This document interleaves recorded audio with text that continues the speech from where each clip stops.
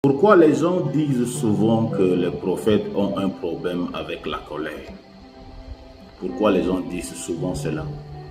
Et les gens aujourd'hui essayent de faire comme si tu es prophète, tu dois être colérique. Amen. Et je veux éclaircir ces choses-là. Lorsque Dieu appelle quelqu'un à le servir, Dieu lui-même prend le temps de briser la personne, de le modeler la personne, de le travailler.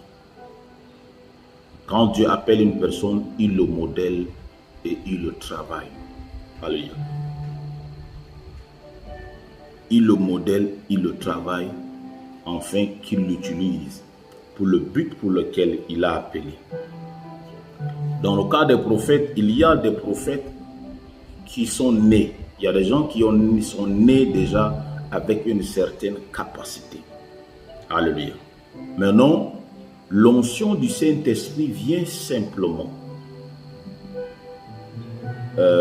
rester sur cette personne.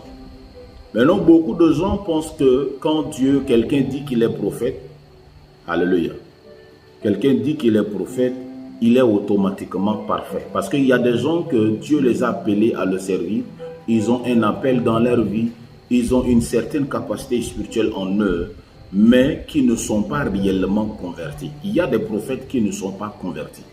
Quelqu'un va me dire, mais comment est-ce possible qu'un prophète puisse ne pas être converti et il est prophète? Comment il a reçu son onction? C'est-à-dire que quoi? Il y a ce qu'on appelle l'esprit de prophète. L'esprit de prophète, là, comme mon père,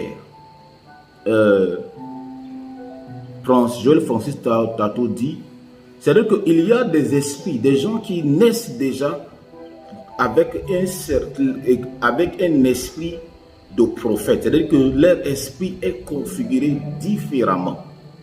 Alléluia. Il n'a pas besoin d'être converti.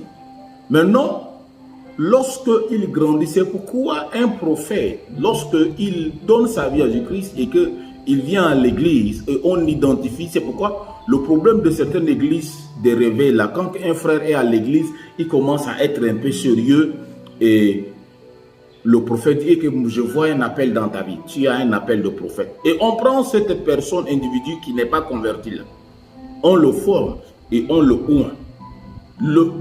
Ces pères spirituels, ils n'ont jamais pris le temps de consulter, de voir si cet homme-là est réellement converti. C'est pourquoi il y a des prophètes qui ne sont pas convertis. Un prophète, s'il est réellement